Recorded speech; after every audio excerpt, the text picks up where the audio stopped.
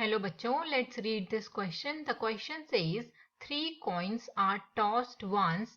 Let A denotes the event, 3 heads show. B denotes the event, 2 heads and 1 tail show.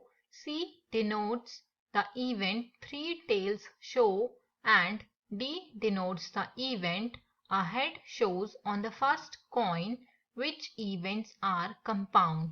तो सबसे पहले इस question को solve करने के लिए इसके लिए हम की कंसेप्ट डिस्कस कर लेते हैं। तो हमें क्वेश्चन में बताना है कि कौन सा इवेंट कंपाउंड इवेंट है। तो उसके लिए हम सबसे पहले कंपाउंड इवेंट की डेफिनेशन यहाँ पे समझ लेते हैं। तो compound events are those events which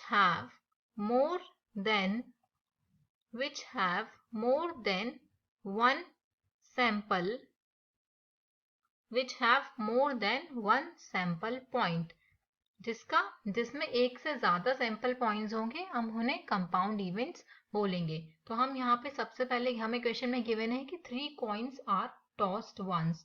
तो 3 कॉइन्स को टॉस किया है, तो उसके लिए हम सबसे पहले सैंपल स्पेस लिख लेते हैं, जिसको हम S से डिनोट करेंगे। S is equals to 3 coins को टॉस करने पे या तो पॉसिबिलिटी ये हो सकती है पहली कि तीनों कॉइन्स पे हेड आ जाए। सेकंड पॉसिबिलिटी ये हो सकती है कि 2 कॉइन्स पे हेड आए और 1 कॉइन पे टेल आ जाए। थर्ड पॉसिबिलिटी है कि हेड आए, टेल आए और हेड आए। फोर्थ पॉसिबिलिटी ये हो सकती है कि पहले कॉइन पे टेल आ जाए और बाकी दोनों कॉइन्स पे हेड आ जाए। और एक पॉसिबिलिटी ये हो सकती है कि 2 कॉइन्स पे टेल आए और 1 पे हेड आ जाए। नेक्स्ट पॉसिबिलिटी हो सकती है कि पहले कॉइन पे टेल आ जाए, दूसरे पे हेड आए और तीसरे पे टेल आए। नेक्स्ट पॉसिबिलिटी ये हो सकती है कि पहले कॉइन पे हेड आ जाए, बाकी दोनों पे टेल आ जाए। एंड लास्ट पॉसिबिलिटी हो सकती है कि तीनों कॉइन्स पे टेल आ जाए। तो ये हमने सैंपल स्पेस ड्रॉ कर लिया, यहाँ पे लिख लिया। तो हमें यहाँ पे गिवन है कि ए जो है वहां पे 3 हेड्स शो होने चाहिए। तो ए में 3 हेड्स ये सिर्फ एक ही कंडीशन में शो हो सकते हैं, जब तीनों कॉइन्स में हेड आ जाए। तो इसके लिए ए के लिए सैंपल स्पेस हमारा ये हो गया। अब बी के लिए सैंपल स्पेस लिख लेते हैं। तो बी में हमें गिवन है कि 2 हेड्स एंड 1 टेल शो, कि 2 हेड्स और 1 टेल शो हो। तो बी के लिए हो जाएगा H H T H T H T H H। अब सी में हमें गिवन है कि 3 टेल शो हो। तो 3 के लिए सी के लिए सैंपल स्पेस होगा टेल टेल टेल, जब तीनों कॉइन्स में टेल आ जाए। अब डी के लिए डी में हमें गिवन है कि हेड ऑन फर्स्ट कॉइन, कि पहले कॉइन पे हेड आए। तो उसके लिए सैंपल स्पेस हो जाएगा कि या तो तीनों कॉइन पे हेड हो, या फर्स्ट कॉइन पे तो हेड हमें चाहिए ही चाहिए, सेकंड कॉइन पे हेड हो और थर्ड पे टेल हो जाए। नेक्स्ट है हेड हो, टेल हो और हेड हो, या फिर हेड टेल टेल हो। तो ये 4 सैंपल पॉसिबिलिटीज है हमारे पास हेड ऑन फर्स्ट कॉइन होने की।